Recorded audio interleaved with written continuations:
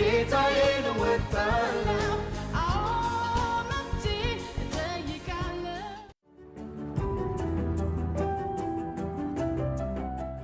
ሰላም ጤና ይስጥልን የተከበራችሁ ተመልካቾቻችን፣ እነሆ በአማራ ሚዲያ ኮርፖሬሽንና በአማራ ክልል ገቢዎች ቢሮ በጋራ ትብብር እየተዘጋጀ ወደ እናንተ የሚደርሰው ሳምንታዊ የገቢያችን መሰናዶ ተጀምሯል። በዛሬው ሳምንታዊ የገቢያችን መሰናዶም የባህር ዳር ከተማ አስተዳደርን የ2018 በጀት ዓመት የ7 ወር እቅድ አፈጻጸም በተመለከተ እናስቃኛቸዋለን። ይህም በተመለከተም የባህር ዳር ከተማ አስተዳደር የገቢዎች መምሪያ ኃላፊ የሆኑት አቶ ኃይለማርያም እሸቴ አብረውን ቆይታ ያደርጋሉ። እስከ ዝግጅታችን ፍጻሜ ድረስ አብራችሁን ትቆዩ ዘንድ የአክብሮት ግብዣችን ነው። አቶ ኃይለማርያም እሸቴ በተመልካቾቻችን ስም ስለ ጊዜዎት ከልብ አመሰግናለሁ። ወደ ዝግጅታችን ስናልፍ የመጀመሪያ ጥያቄ የሚሆነው እንደ መገቢያ ያክል እንደ ባህር ዳር ከተማ አስተዳደር በ2018 በጀት ዓመት በሁሉም የገቢ አርስቶች ዙሪያ ሊሰበሰብ የታቀደው የገቢ መጠን ምን ያህል ነው ከሚለውን ጀምር እስኪ። እንደ ባህር ዳር ከተማ በ2018 በጀት ዓመት እንሰበስባለን ብለን የያዝነው እቅድ 10 ቢሊዮን 90 ሚሊዮን ብር ነው እንሰበስባለን ብለን በእቅድ ያዝነ። ከዚህ ውስጥ የከተማ አገልግሎት 3.1 ቢሊዮን ነው። መደበኛ ገቢ የምንሰበስብ ብለን ያዝነው ደግሞ ወደ 6.9 ቢሊዮን ብር ነው። በአጠቃላይ ወደ 10 ቢሊዮን ነው ማለት ነው። እሱን ለመሰብሰብ እንግዲህ አቅደን እየሰራን የመጣንበት አመት ነው። እንግዲህ ግማሽ አመት በላይ ደርሰናል ማለት ነው። 6 ወር በላይ ሆኖናል። እስካሁን ባለን አጠቃላይ አፈጻጸም እንግዲህ የባህር ዳር ከተማ አስተዳደር ከግማሽ በላይ ለመሰብሰብ ሞክረናል። 5 ቢሊዮን 80 ሚሊዮን ብር እስከ ትናንትናው ዕለት ድረስ መሰብሰብ ችለናል። ከዚህ ውስጥ 1.26 የሚሆነው የከተማ አገልግሎት ገቢያችን ነው ማለት ነው። ሌላኛው ቀሪው 3.8 ቢሊዮን ብር በላይ የሚሆነው ደግሞ ከመደበኛ ገቢያችን የሰበሰብነው ነው። በመደበኛው ገቢ እና በከተማ አገልግሎት ያለውን ስናይ ከእቅዱ አንጻር የተሻለ ገቢ የተሰበሰበው በየትኛው ነው የሚለውን ማንሳት እንችል ይሆን? በፐርሰንት ስናየው መደበኛ ገቢያችን 55.19% የፈጸምንበት ወቅት ነው በዚህ ሰዓት። ከተማ አገልግሎት ላይ ደግሞ 40% ላይ ነን እስካሁን ያለ ነው። እዚህ ላይ በደንብ መትጋት መስራት ይጠይቀናል ማለት ነው። አጠቃላይ እስካሁን ባለን እንግዲህ ከ50%.08 አካባቢ ላይ ያለን።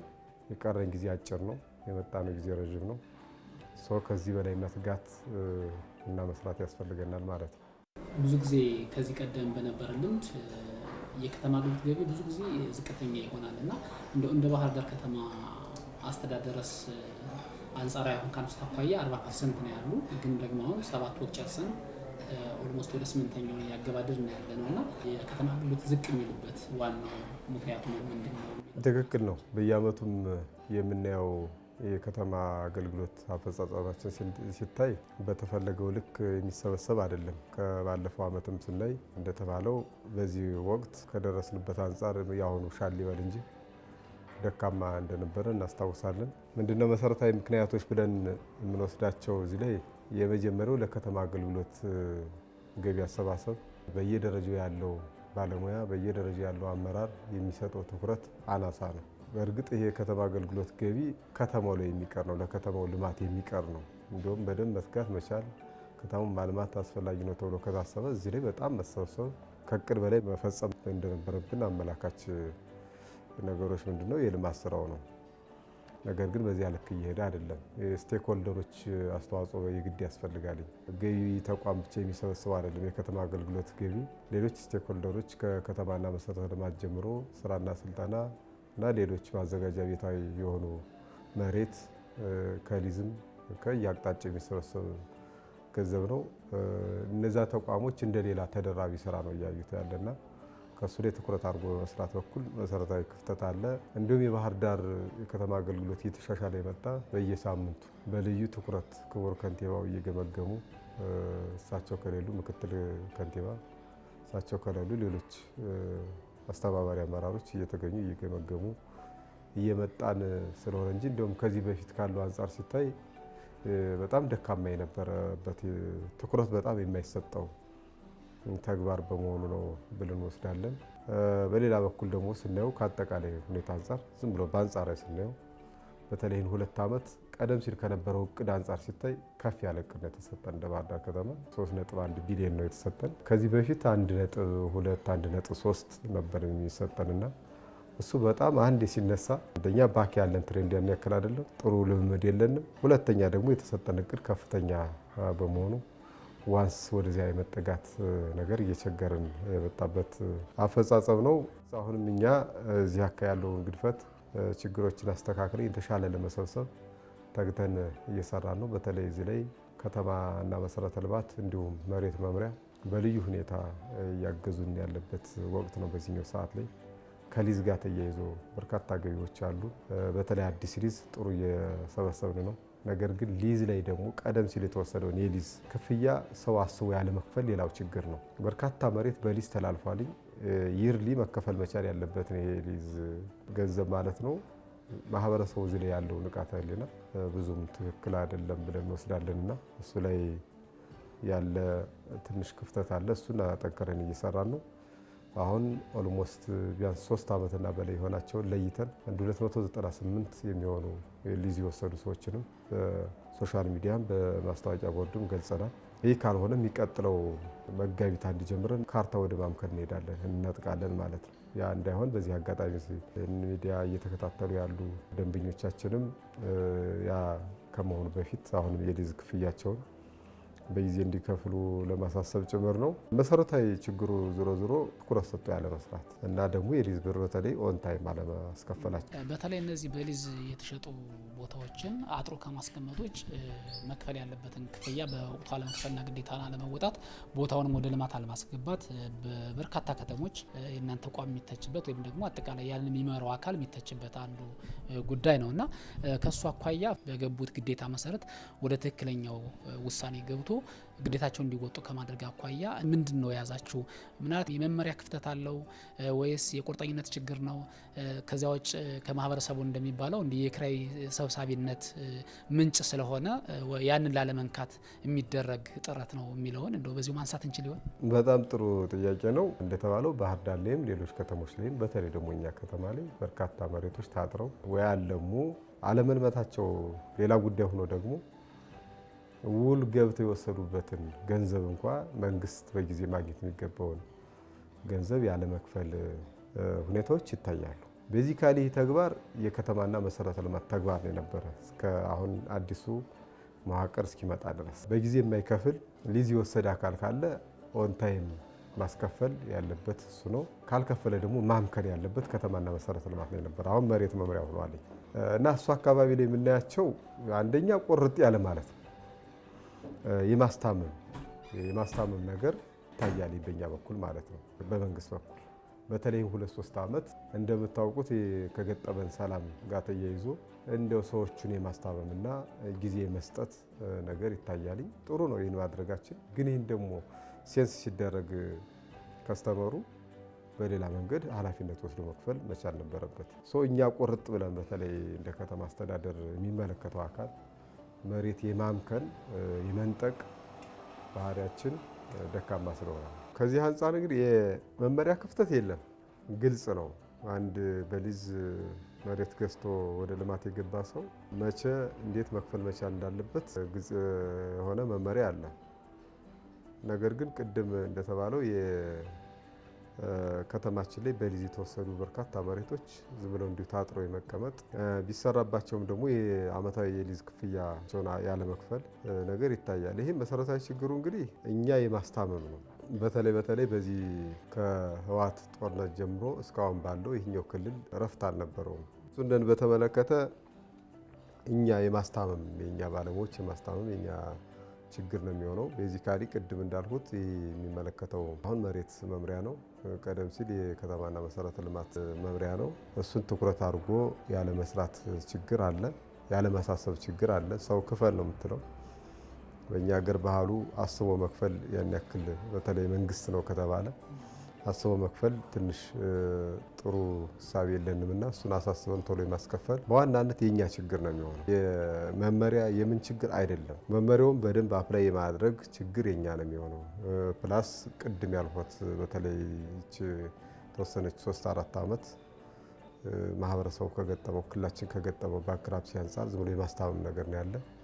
አሁን ግን ቆርጥ ብለን ቅድም ያነሳሁት ሀሳብ ወደ 298 የሚሆኑ ሊዝ ወስደው ያልከፈሉ ሰዎችን የመጨረሻ ማስታወቂያ ወጥተን እየጠበቅን ያለንበት ሂደት ነው ያለ። ከመሬት አስተዳደር ጋር መምሪያው ጋር ተነጋግረን እሱ ወደ ተግባር ተገብቶበታል።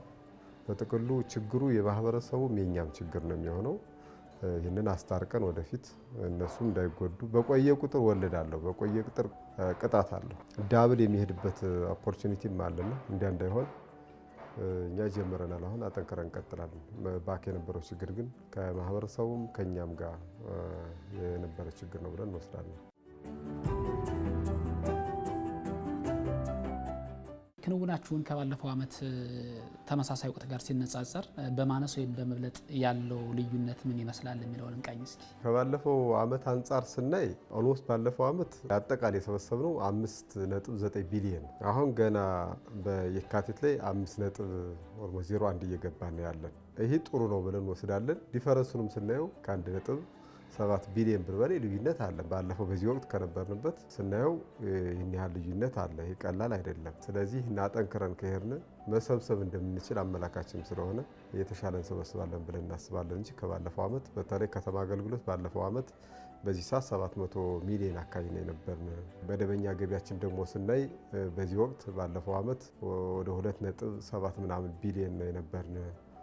አሁን ስናየው ከ1.67 ቢሊዮን ብር በላይ ልዩነት አለን ማለት ነው ከባለፈው ዓመትና ጥሩ እየሄድን ነው። ግን ከእቅዳችን አንጻር ደግሞ ገና አሁንም መስራት ይጠበቅብን ነው። እቅዱም ተመሳሳይ ከሆነ ያው ከተማ ነው ያለ፣ ያው ማህበረሰብ ነው ያለ። ምንድን የተለየ ስልቶችን ተጠቅማችሁ ነው ከባለፈው ዓመት የተሻለ እንቅስቃሴ ያሳያችሁና ባለፈው ዓመት አመቱን ሙሉ የተሰበሰበውን ገቢ አሁን በ7 ወር ብቻ መሰብሰብ የተቻለበት ምክንያቱ? አንደኛ የተንከባለሉ ውዝፍ ክፍያዎችን በደንብ አርቲኩሌት አድርገን ለይተን መሰብሰብ ችለናል። ሁለተኛው ነገር ግን የአማራ ክልል ብሔራዊ መንግስት ያወጣው አዲስ ደንብ አለ።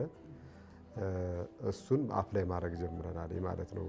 ደንብ ቁጥር 220/2017 እሱ ጥሩ ስለነበር እሱ ወስደናል። ሶስተኛው ነገር ዜሮ ሪፖርት ያቀርቡ የነበሩ ሰዎች ግን ትራንዛክሽን ያላቸው ከዚህ በፊት ዜሮ ሪፖርት ካቀረቡ እነሱ ባመኑ ዝም ብሎ ነበር የሚታወው። አሁን ግን ቅድም ካነሳሁት መመሪያ ጋር ሌላው ተጨማሪ በፌዴራል ደረጃ አማራጭ ባል 2.5 ሰው ዜሮ ሪፖርት ካቀረበ አትሊስት የትራንዛክሽኑን 2.5% መክፈል መቻል አለበት የሚል አዲስ ያሰራር መመሪያም ህግም የወጣ በመሆኑ የማይከፍል ነጋዴ የለንም ማለት ነው። ዜርፎር እሱ ትንሽ ከነበርንበት ፈቀቅ እንድንል አድርጎናል። ፕላስ የሰራተኛው ኮሚትመንትም ከእያደር ጥሩ ነው። ባለፈው ዓመት እንደምታስታውሱት የሰላም ጉዳይ ዛት ማች የሰከን አልነበርም። ሰራተኛው ከፍርሃት ቆፈን አልወጣም ነበር። በየደረጃው ያለው አመራርም ትንሽ ወጣ ገበያ ማለት ነገር ነበር። እሱ አሁን ተስተካክሏል። ሆኖስ ጥሩ ነገር ነው ያለ።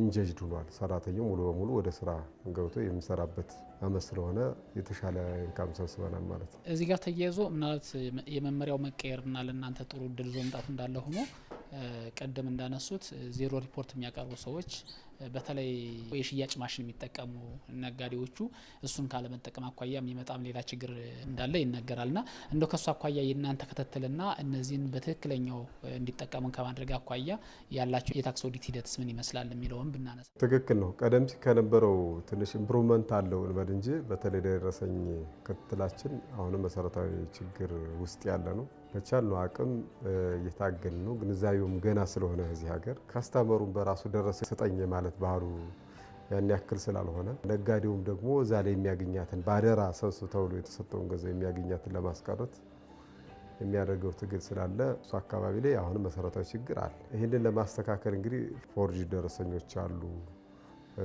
አዩኝ አላዩኝ ብሎ መቁረጥ አለ። ጠዋት ኢን ዘ ሞርኒንግ 12 ሰዓት አካባቢ የመቁረጥ የመጫን አለ። ማታ ላይ የመጫን አለ።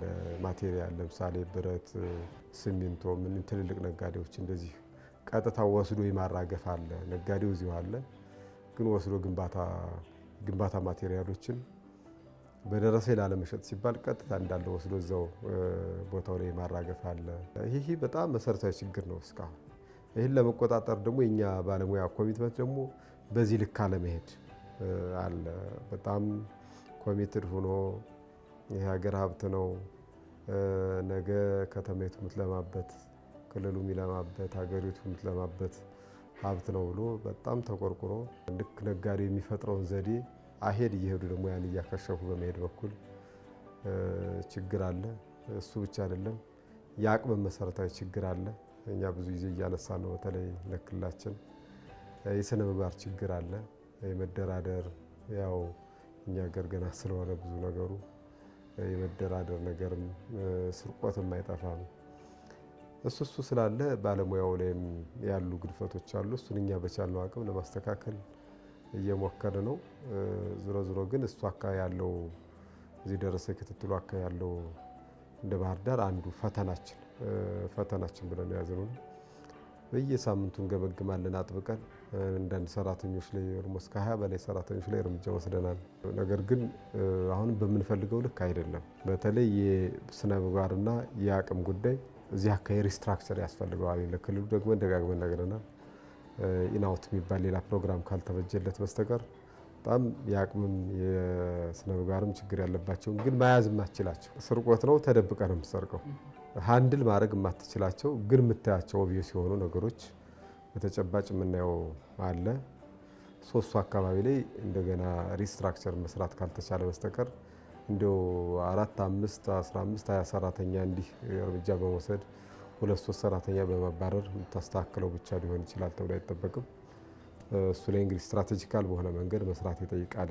በተለይ ከባህር ዳር አንጻር የክትትሉና የኢንተለጀንስ ጉዳይ በደንብ ትኩረት የሚሰጠው ጉዳይ ነው ማለት ነው። መልካም እንግዲህ እንደ ባህር ዳር ከተማ አስተዳደር አጠቃላይ 6 ክፍለ ከተሞች እንዳሉ ይታወቃልና ከነዚህ 6 ክፍለ ከተሞች መካከል ባለፈው 7 ወር በነበረው እንቅስቃሴ ሲቃኙ የተሻለ አፈጻጸምና ለከተማ አስተዳደሩ እንቅስቃሴ ትልቅ አስተዋጽኦ አበርክቷል የሚባለው የትኛው ክፍለ ከተማ ነው? በተመሳሳይ ደግሞ ዝቅተኛ አፈጻጸም ይዞ ከተማውን ወደ ኋላ እየጎተተው ያለውስ? እንደ ባህር ዳር ከተማ እንግዲህ 6 ክፍለ ከተሞች አሉን። መምሪያውን በራሱ የሚሰበስበው ገቢ አለ። እስካሁን ከክፍለ ከተሞች ስናይ ጥሩ አፈጻጸም ያለው 60% በላይ የደረሰ የአፄ ቴዎድሮስ ክፍለ ከተማ ነው። የአፄ ቴዎድሮስ ክፍለ ከተማ ባለፈው ዓመትም የተሻለ ነበር። በዚህ ዓመትም ደግሞ በጣም በተሻለ ሁኔታ እየመራ ያለበት ዓመት ነው። እሱን አፕሪሼት እናደርጋለን። መሰረታዊ ጉዳዩ ግን ለጥሩ አፈጻጸሙ የመጀመሪያው ኮሚቴድ የሆነ ኃላፊ እዛ መመደባችንም ጭምር ነው። እሱ ብቻ አይደለም፣ በተዋረድ ያሉ አመራሮች ለገቢ ስራው ትኩረት ሰጥተው የሚሰሩበት ክፍለ ከተማ ነው።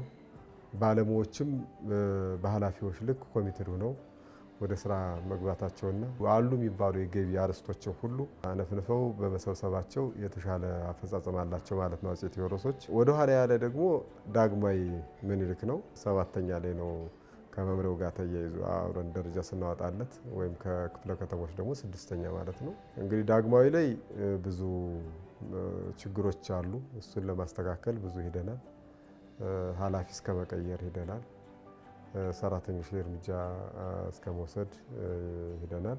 ያም ሆኖ ግን አሁን በቅርቡ የመጣ አዲስ ኃላፊ አለ። በምንፈልገው ልክ አሁንም ገና እየሄደ አይደለም። ከመረጃ ማጥራት ጀምሮ መሰረታዊ ክፍተት ያለበት የሊዝ መረጃ በጣም የሚጠፋበት ክፍለ ከተማ ነው። ባለሙያው እንደ ልቡ የሚሆንበት የነበረ ክፍለ ከተማ ነው። አሁን ጥሩ ኢምፕሩቭመንት አላቸው። በእርግጥ አሁን ከ1 ወር ምናምን ወደዚህ ጀምሮ ጥሩ ፕሮግረስ አላቸው። ባክ ባለው ጉዳይ ላይ ስናይ ግን ይህኛው ክፍለ ከተማ እንደው ቁርጥ ብሎ ወደ ስራ በመግባትና ያሉ የመንግስት ገቢ የሚባሉት በመሰብሰብ በኩል መሰረታዊ ክፍተት የነበረበት ክፍለ ከተማ ነው። እሱ አሁን እየተሻሻለ መጥቷል። ምናልባት አት ዘ ኤንድ ኦፍ ዘ ይር ሰኔ ላይ ወደፊት ሊመጣ ይችላል ወይም እንዳለ ሊቀጥል ይችላል። ሌሎች በመሀል ናቸው። እዚያ ቀጥሎ ጣና ክፍለ ከተማ ደካማ አፈጻጸም ነው ያለው። እዛ በላይ ዘለቀ እያለ ይመጣል ወደ ታች። ግሽ አባይና ፋሲሎ በአንጻራዊ የተሻሉ ናቸው። ጥሩ እየሰበሰቡ ነው። በተለይ ሁለቱ ክፍለ ከተማ የከተማው ኒውክለስ በመሆናቸው እሱ አካባቢ ላይ በደንብ አሁንም ደጋግመን የኛም የትኩረት ኤሪያችን ነው፣ እየሰራን ነው። ጥሩ ለውጥ ይመጣል ብለን እናስባለን። አቶ ኃይለማርያም እንግዲህ ለቀጣይ ቀሪ 5 ወራት ወይም 4 ወር ተኩል አካባቢ ይመስለኛል የቀሩትና በእነዚህ ቀሪ ጊዜያት መካከል የቀረውን ወደ 40% ማለት ይቻላል እቅድ በማከናወን ከግባችን ለመድረስ የተቀየሱ አዲስ ስልቶች አሉ ወይ? ጥሩ ነው። የከተማ አገልግሎትን ገቢ ለማሻሻል እንግዲህ ባህር ዳር እንደምታዩትኝ በጥሩ ሁኔታ እየለማች ያለች ከተማ ናት። እንዳጠቃላይ በተለይ መሀል ከተማው በጥሩ ሁኔታ እናንተም እንደምታዩት ከኮሪደር ልማቱ ጋር ተያይዞ ወደ ፊት እየመጣ ያለ ከተማ ነው። ገቢያችን ከማሻሻል አንጻር አንደኛ እሱ አካባቢ መስራት መቻል አለብን። ለምሳሌ አሁን የኮሪደር ልማቱ ጋር ተያይዞ ከአልማ ዋተር ፍሮንት ያለው መስመር ላይ ቀደም ሲል የነበሩ ቦታዎችን በአዲስ ሊዝ በጊዜያዊነት አወጣን። እሱ ላይ ማህበረሰቡ ሊዝ እየገዛ ያለበት ሂደት ያለ እሱ ያሻሽለዋል ብለን እንጠብቃለን። አዳዲስ ሊዞችን ማውጣት ያስፈልገናል ማለት ነው። አንደኛው ስልታችን ብለን የያዝነው እሱ ብቻ አይደለም። መደበኛ ሊዝም ደግመን ደጋግመን ማውጣት መቻል አለብን ብለን የከተማ አገልግሎትን ለማሻሻል በደንብ እየሰራን ያለንበት አመት ነው። ለሁለተኛ ጊዜ አሁን አወጣናል። ትናንት ወዲያ ያለቀ ይመስለኛል ማስታወቂያው። አሁን የሊዝ ጨረታው እየታየ ያለበት ወቅት ላይ ነው ያለን። አንዱ ሶርሳችን የሚሆነው መሬት ነው። ውስን ስለሆነ ሀብታችን እሱ አካባቢ ያለውን መሰብሰብ መቻል አለብን። እሱ ብቻ አይደለም፣ ባክ የነበረ አሁንም ከሊዝ ጋር ተያይዞ ያለ መሬት አሁን መሰብሰብ መቻል አለብን። ይህንን አንድ የትኩረት ኤሪያችን ነው የተሻለ ለመፈጸም አሁን በቀሪ ወራት። ሌላኛው ግን ቀደም ሲል ሊዝ ወስደው ሂሳባቸውን በጊዜ ያልከፈሉ ሰዎች ቅድም ባልኩት አግባብ በጣም በትኩረት መረጃቸውን ለይተን መስራት መቻል አለብን። እየሰራን ነው። ጥሩ ነው ብለን እንወስዳለን። ከዚህ ባሻገር ግን ደንብ ቁጥር 220/2017ን በጣም መስራት መቻል አለብን። እሱ ብቻ አይደለም፣ የባህር ዳር ከተማ ምክር ቤት ያወጣው አዲስ ደንብ አለ። እሱንን በደንብ ተግባራዊ ማድረግ መቻል አለብን በሚል ዊክሊ በጣም የጠበቀ ግምገማ እያካሄድን ነው። ይህን ካደረግን አሁን ቀደም ሲል ከነበረው ገቢያችን የተሻለ እንሰበስባለን ብለን እናስባለን። የግምገማ ስርዓታችን እየጠበቀ ስለመጣ ያው ሰው በእኛ ባህል ነዋይ እንደዚህን ስራዎችን እየገመገምክ እያስተካከልክ ስትሄድ ስለሆነ ወደ ስራ የሚገባው በሱ መንገድ እየሄድን ነው።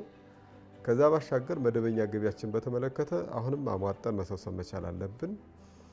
በተለይ ደረሰኝ ክትትላችን ማጠቅ መቻል አለብን ብለን እሱ ላይ እየሰራን ነው። የሚቀር የትኛውም ገቢ እንዳይኖር በልዩ ትኩረት እየሰራን ነው። ለዚህ ደግሞ በተለይ ከአመራሩ ጋር ዲያጎናሊም ቨርቲካሊም በደንብ የጠበቀ ግንኙነት ነው ያለን። ክፍለ ከተማ ላይም መምሪያ ላይም በዚህ ልክ ከሄድን በእርግጠኝነት የተሻለ ገቢ እንሰበስባለን ብለን እናስባለን ማለት ነው። እዚሁ ጋር ተያይዞ ያልሰበሰብናቸው ከዚህ በፊት አንዳንድ ተቋማት አሉ። ለምሳሌ የሃይማኖት ተቋማት አከራይ ተከራይ መክፈል መቻል አለባቸው እና አንዳንዶቹ መክፈል ፈቃደኞች አይደሉ። እሱ ላይ አሁን አጥብቀን ሄደናል። እሱን ወደ ሲስተም ስናመጣው የተሻለ ኢንካም እንሰበስባለን ማለት ነው። መልካም እንግዲህ ግብር ከማህበረሰቡ ተሰብስቦ ለማህበረሰቡ የተለያዩ የልማት አገልግሎቶች የሚውል እንደሆነ ይታወቃል። በመሆኑ ግብር የምከፍለው ለራሴ ነው እንኳንም ከፈልኩ የሚል ማህበረሰብ ለመፍጠር እንደ ባህር ዳር ከተማ አስተዳደር በከተማ አስተዳደሩ በተሰበሰበው ገቢ የተሰሩ የመሰረተ ልማቶች፣ የማህበራዊ ተቋማትና ሌሎች ማህበረሰብ አቀፍ ልማቶች ካሉ እንደ ማሳያ ለማህበረሰቡ እነሱን ብናነሳ በጣም ጥሩ። ባህር ዳር ለዚህ በተለይ በዚህ 2-3 ዓመት ተጨባጭ የሆነ የምናየው የሚጨበጥ ህዝቡም እያመሰገነ ያሉ ተግባራት አሉ። የመጀመሪያውና ዋናው ኮሪደር ልማታችን። ይህ ኮሪደር ልማት ከየትም መጥቶ የሚሰራ አይደለም። በዚሁ ከማህበረሰቡ በሚሰበስበው ገቢ የሚሰራ ኮሪደር ነውና ይሄ ተጨባጭ ማሳያ ነው። እንደ ባህር ዳር በጥራትም በአጠቃላይ በስፋትም የኮሪደር ልማት ባህር ዳር ላይ እጅግ በጣም በጥሩ ሁኔታ እየተሰራ ያለበት አመት ነው። ሁለቱንም አመት ማለት ነው።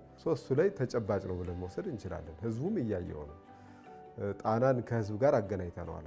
ከአሁን በፊት እንደምታውቁት ጣናን አጥረን ምናልባት የተወሰኑ ሰዎች እየሾለኩ የሆነ በትልቅ ሆቴሎች በኩል ካልሆነ በስተቀር ማየት ራሱ ሊከብደን እያለ የመጣበት ዘመን ነበር። እሱ ተስተካክሎ አሁን ከ7 በላይ መግቢያዎችና በዚህ በኮሪደሩን አመቻችተን አሁን ሰው በደንብ እዚያ እየተዝናና ያለበት ነው።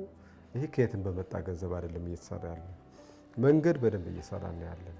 አሁን ወደ ኤርፖርት መስመር ስንሄድ ከኤርፖርት ወደ ኢላ አርጎ ወደ አዴት መውጫው ላይ ታጥፎ የሚሄደው 8.5 ኪሎ ሜትር መንገድ ከየትም መጥቶ የሚሰራ አይደለም።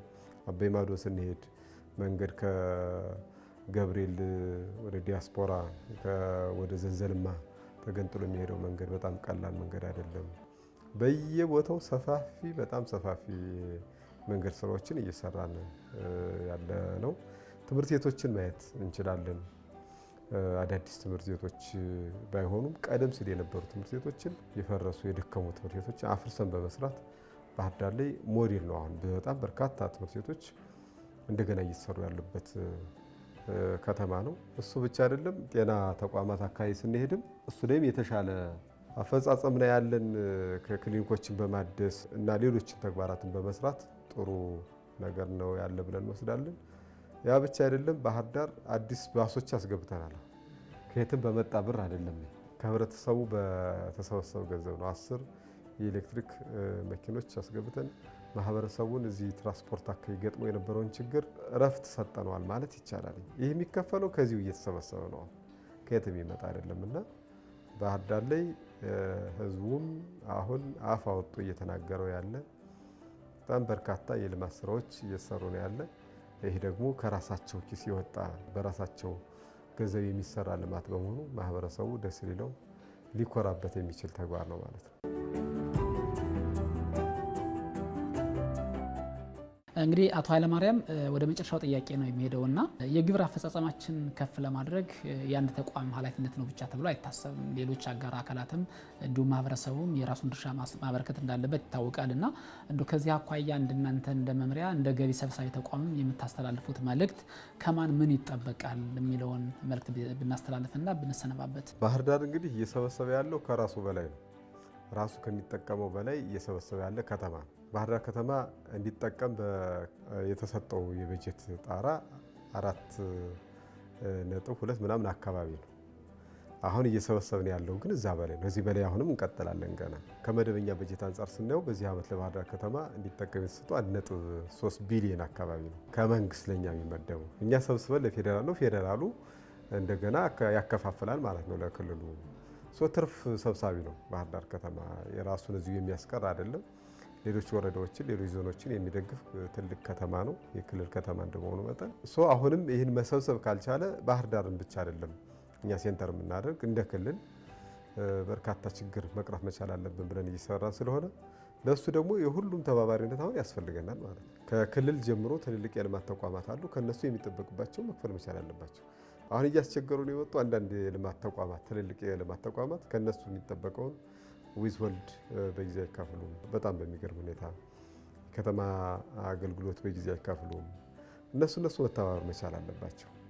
እሱ ብቻ አይደለም፣ ነጋዴውም ከሱ የሚጠበቀውን ግብር ኦን ታይም መክፈል መቻል አለበት። የሚያየው የሚጨብጠው ስራ ነው እየተሰራ ያለና በራሱ እየለማ ያለም ከተማ ከመሆኑ እዛም አልፎ ክልሉን እየደገፈ ያለ ከተማ በመሆኑ ነጋዴው ሴንስ አድርጎ ግዴታውም ስለሆነ የአገራዊ የዜግነት ግዴታውም ስለሆነ በጊዜ ቢከፍል ነጋዴው ጥሩ ነው ብለን እናስባለን። ስቴክሆልደሮች ቢያግዙን፣ አሁንም ከላይም ከታችም ከጎንም ያሉ ስቴክሆልደሮቻችን አሁን በተለያየ መንገድ ቢያግዙን ጥሩ ነው ብለን ማህበረሰቡ ደረሰኝ ቁጥጥር በማድረግ አሁን ደረሰኝ ቅድም አንዱ ሄዴካችን ነው ብለናል። እንደ ባህር ዳር በጣም አንዱ ችግራችን ነው ብሎ ወስደናል። ማህበረሰቡ የመጠየቅ ባህሉ ማሳደግ መቻል አለበት። የትኛውም ነጋዴ ለሚሸጠው እቃ ደረሰኝ የመስጠት ግዴታ አለበት። እሷ ላይ ግን ይቅርታና ደረሰኝ በሚጠይቁበት ጊዜ ክፍያ የሚያስጨምሩ ነጋዴዎች እንዳሉ ይታወቃል። ያለ ደረሰኝ በዚህ ያህል በደረሰኝ ያህል ብለው ይሸጣሉ እና ያንን ያለ ደረሰኝ የሚቀንስለት ከሆነ በዛ ዋጋ የማይሸጥለት ከሆነ እንዴት አድርጎ ሊጠይቅ ይችላል ይህ ማህበረሰብ? ይህንንስ በማን ነው ማስቆም የሚችሉት? ማን ይደርስላቸው ይችላል? ትልቁ ክፍተት እዚህ ላይ ነው። ትልቁን ነገር ነው ማየት ያለበት ማህበረሰቡ። ከሱ ጋር የምትቀረዋ ገንዘብ ያን ያክል አይደለችም። ትልቁን ስዕል ካየ አገሬ የሚለውን ነገር ካየ ግን ይሄ ምንም ማለት እንዳልሆነ ይከፈላል ማህበረሰቡ። ሁለተኛ በሚፈለገው ልክም አይደለም የሚቀንሱላቸው። ምናልባትም ግማሽ የሚሆን እንኳን ላይቀንሱላቸው ይችላሉ። የተወሰነች የ5 ብር የ10 ብር ልዩነት ብቻ አድርገው አብዛኛውን ለራሳቸው የሚያስቀሩ ነጋዴዎች ማለት ነው። ሶስቱ ትክክል አይደለም። ከፍ አድርጎ ካላሰበ በ5 በ10 የምንታለል ከሆነ አሁን ማህበረሰቡ ሊያግዘን አይችልም። ግን ይሄ ጉዳይ የሀገራዊ ጉዳይ ነው። የትኛውም ሀገር የለመው በራሱ እስከ መቼ እንረዳለን? በራሱ አቅም ነው፣ ከራሱ በሚሰበሰበው ገንዘብ ነው የትኛውም ሀገር እያደገ ያለና የዛ ላይ ማለት መቻል አለበት እንጂ በትንሽ በሳንቲም ድቃቂ የምንታለል ከሆነ አሁንም ይህን ተብሎ አናሻሽለውም። ነጋዴውም ከዚህ ይውጣ፣ ሌጋል ሆኖ ይስራ። ሌላ ሀገር የለውም። ሌላ ሀገር እስከሌለው ድረስ ደግሞ አገሩን ሊያለማ የሚችልበት መንገድ ይሄ ነው። አንደኛ ያተርፋል፣ ከሚያተርፈው ትርፍ ግብር ይከፍላል። ሰብስብልኝ ብሎ አደራ የሰጠው መንግስት አደራ የሰጠው ደግሞ ሌላ ኢንካም አለ። እሱንም በስራ ሰብስቦ ለመንግስት ማስረከብ መቻል አለበት። ጨዋታው ከህሊና ጋር ይሆናል ማለት ነው።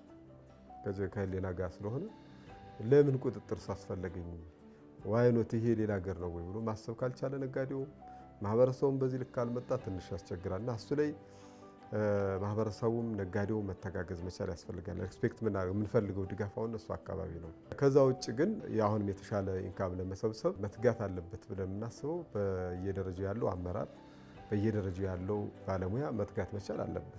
ሳንቲም መሰብሰብ ከባድ ስራ ነው። በጣም ከባድ ተግባር ነው። ሰው ክፈል ስትለው ያን ያክል ደስተኛ አይሆንምና እሱን በጥሩ ዲሲፕሊን በጥሩ ቁርጠኝነት ሀገሬ ለሀገሬ ነው የምሰራው ብሎ ታወቃል። ብዙ ዋጋ የከፈሉ ባለሙያዎች አሉ። ብዙ ዋጋ እየከፈሉ ያሉ ባለሙያዎች አሉ።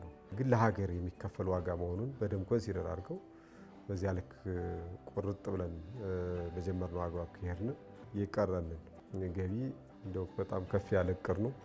100% እንኳን ባንደርስ 90ዎቹ አካባቢ ገብተን ብንጨርስ ለኛ ትልቅ ሰክሰስ ነው። ለዚህ ግን በጣም ቁርጠኝነት ይጠይቃል፣ መታገል ይጠይቃል፣ ራስን መሰዋት ይጠይቃል። የገቢ ተቋም አሁን በደንብ ያየነው ስንመጣ ራስን እስከ መሰዋት ድረስ የሚያደርስ ነው፣ በዘለለ መንገድ ማለት ነው። እንዲያ ከሆነ በእርግጠኝነት አዘይንደው ሰይር ጥሩ ገቢ እንሰበስባለን ብዬ አስባለሁ።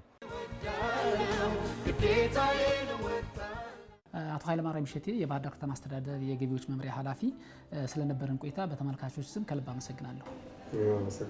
የተከበራችሁ ተመልካቾቻችን የዛሬው ሳምንታዊ የገቢያችን መሰናዶ የተከታተላችሁትን ይመስል ነበረ። በቆይታችን እንዳስቃኘናችሁም በዛሬው ሳምንታዊ ዝግጅታችን የተመለከትነው የባህር ዳር ከተማ አስተዳደርን የ2018 በጀት ዓመት የ7 ወራት አፈጻጸም በተመለከተ ነበረ። እንግዲህ ከተማ አስተዳደሩ ባለፉት 7 ወራት 5.08 ቢሊዮን ብር መሰብሰብ መቻሉን ነው የመምሪያ ኃላፊው የገለጹልን ማለት ነው። ይህን ለማድረግም የተለያዩ ስልቶችን ቀይሰው ሲንቀሳቀሱ እንደነበረ፣ በቀጣይ ወራት ደግሞ ቀሪ እቅዱን ለማሳካትም ከዚህ በፊት ሲጠቀሙባቸው ከነበሩ የተለዩ ሌሎች ስልቶችን ቀይሶ ከሌሎች ባለድርሻ አካላት ጋር በመተባበር እየተንቀሳቀሰ እንደሆነ ነው ከመምሪያ ኃላፊው ገለጻ የተረዳ ነው ማለት ነው። የዛሬም በዚህ አበቃን። ሳምንት በተመሳሳይ ሰዓት በሌላ ርዕሰ ጉዳይ እንገናኛለን። ፕሮግራሙን በማዘጋጀት ወደ እናንተ ያደረስኩት እኔ ደስታ ጠቃ ከካሜራ ባለሙያው ደመላሽ ሙሴ ጋር በመሆን ነበረ። ጤና ይስጥልኝ።